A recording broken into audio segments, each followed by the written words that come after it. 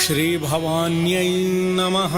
भवानी माता हर प्रकार के दुखों से मुक्ति दिलाकर आप सबको सुख प्रदान करेगी। ओम ब्रह्मदेवाय नमः। ओम ब्रह्मदेवाय नमः। ओम ब्रह्मदेवाय नमः। ओम ब्रह्मदेवाय नमः।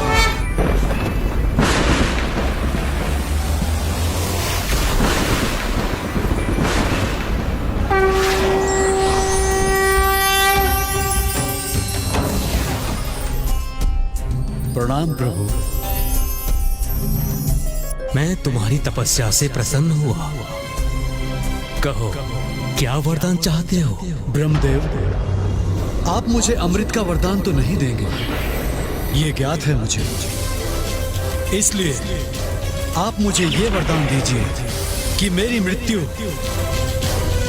एक स्त्री के हाथों से ही हो, किंतु वो ऐसी स्त्री हो जिसने वर्षों तक अपनी पलकें न झपकाई। जैसी तुम्हारी इच्छा वत्स, तथास्तु।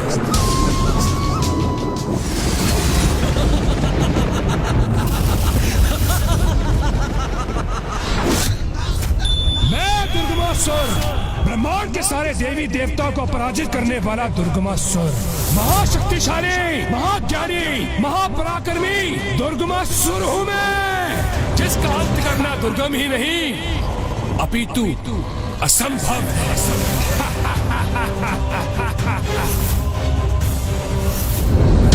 सेना को तैयार करो, मैं अभी कैलाश पर आक्रमण करूंगा।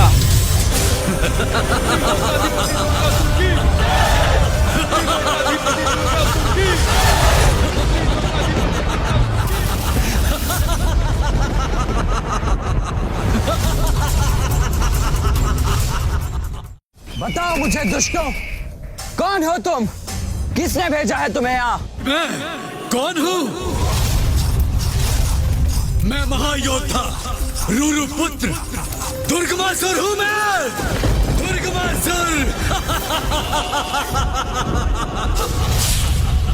तुम्हारा परिचय ज्ञात है हमें, और ये भी ज्ञात है कि तुम यहाँ अपने पिता के वध का प्रतिशोध लेने आए हो, किंतु ये सब व्यर्थ है दुर्गमासुर। तो तुम हो गजमुख। चेतावनी दे रहे हो मुझे?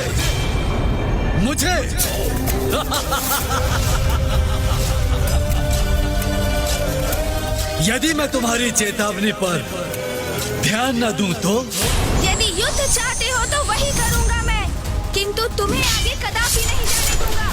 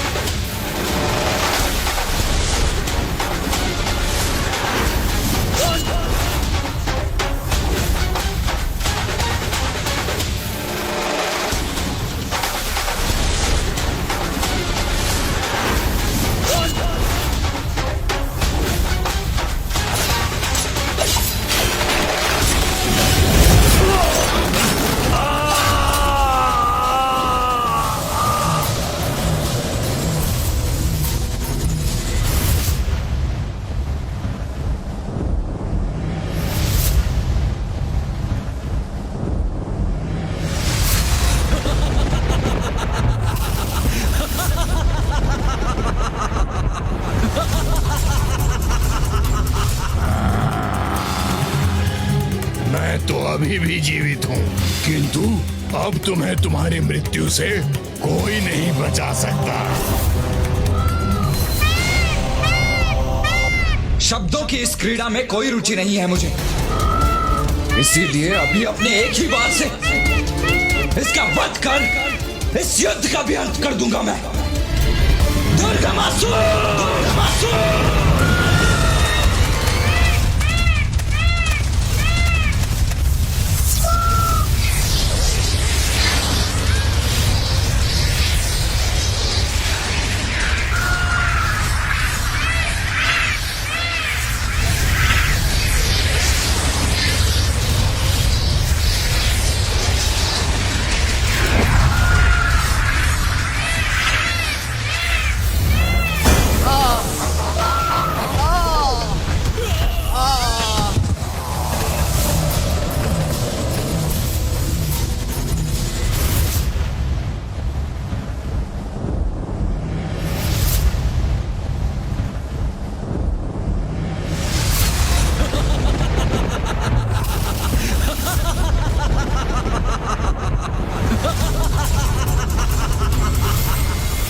भैया, हमें कैलाश को इस संकट से मुक्त कराने का कोई उपाय शीघ्र करना होगा। शिवपुत्रों, अब समाप्त होगा तुम्हारा कपट और तुम दोनों जाओगे मृत्यु के मुख में। दुष्ट का इतना दुस्साहस! ये तो डमरू का नाद है, तो कहीं पिताश्री? हाँ गणेश, मुझे भी ऐसा ही प्रतीत हो रहा है। ये अवश्य ही पिताश्री का ही क्रोध है, जो उनके डमरू का नाद बनकर समस्त विश्व में गूंज उठा है।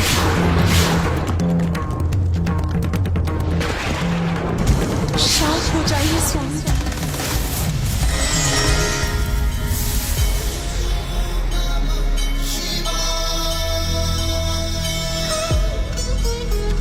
मेरा ये अपार रोष तो उस दुष्ट दुर्गमासुर के कारण जागृत हुआ। प्रतीत होता है दुर्गमासुर अपनी मृत्यु के लिए कुछ अधिक ही अधीन हो रहा है। तो अब आप उस दुष्ट असुर के वध के लिए प्रस्थान कीजिए।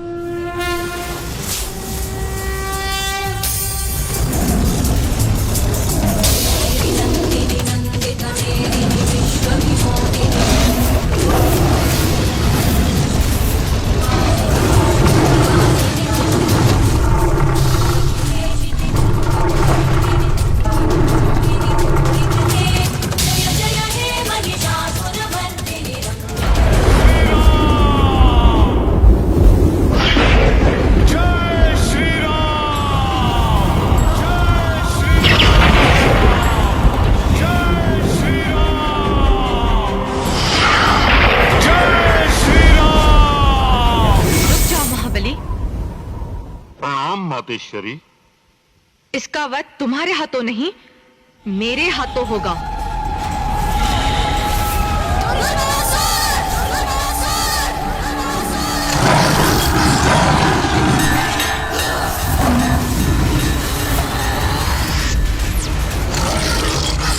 देवी, तुम मुझे भयभीत करने का प्रयास कर रही हो, तो देखो देखो दुर्गमासुर की अपार शक्ति को देखो।